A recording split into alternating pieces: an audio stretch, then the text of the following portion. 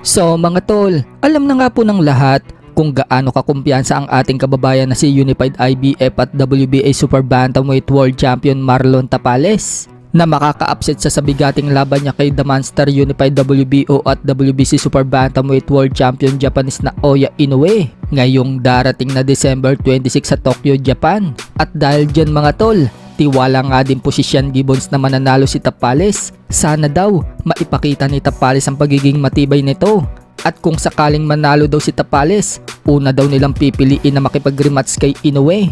Bukod sa makuha ni Tapales ang panalo, isang karangalan umano sa Pilipinas na maiuwi ni Tapales ang mga titulo.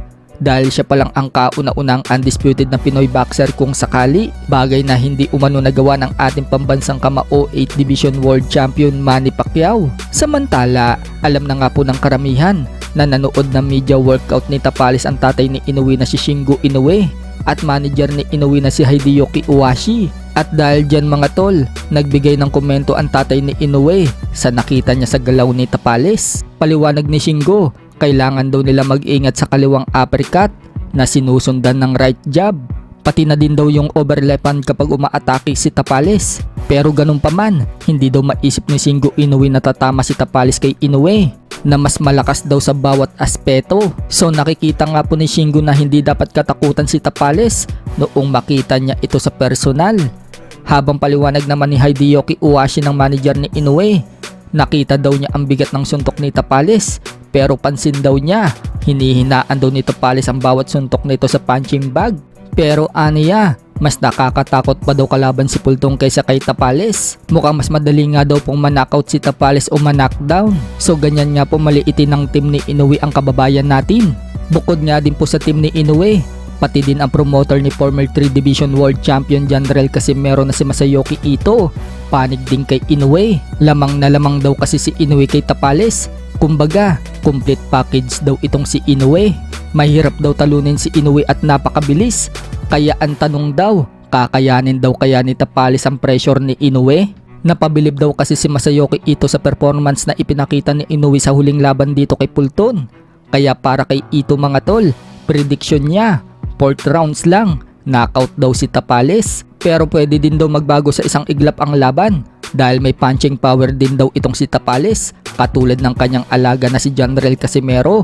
Sa tingin kasi ni Ito, kung wala ka daw punching power, mahirap daw talunin si Inoue. Sa kabilang banda naman mga tol, sinabi na nga po ni Inoue na balak niya maging 5 Division World Champion, pero magiging maingat daw sila sa pag-akyat ng dibisyon. Papakiramdaman muna nila at sisiguraduhin na lumalaban sila sa best weight. Nang tanungin si Inoue ng Fight Hype mga tol kung balak din daw ba nito maging 6 Division World Champion katulad ni Oscar De La Hoya at Manny Pacquiao, sagot ni Inoue, wala pa daw yan sa bokabularyo niya. Bukod dyan, tinuldukan din ni Inoue ang usap-usapan na posibleng laban niya kay Gervonta Tank Davis. Tahasan nga pong sinabi ni Inoue mga tol na imposible daw mangyari ang laban nila ni Tank Davis.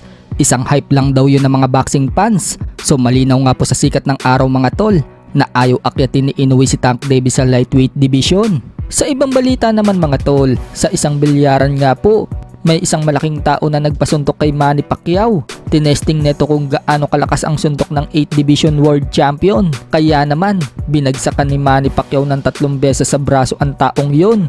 Hindi nga po kinaya ang suntok ni Pacquiao at napaaray na lang ito. Makikita mga tol na binigyan pa ni Manny Pacquiao ng 1,000 yung taong yon. Kaya marami ang nag-comment sa video na yan. Binigyan daw agad ni Manny Pacquiao ng pampacheck up ang nagpasuntok sa kanya.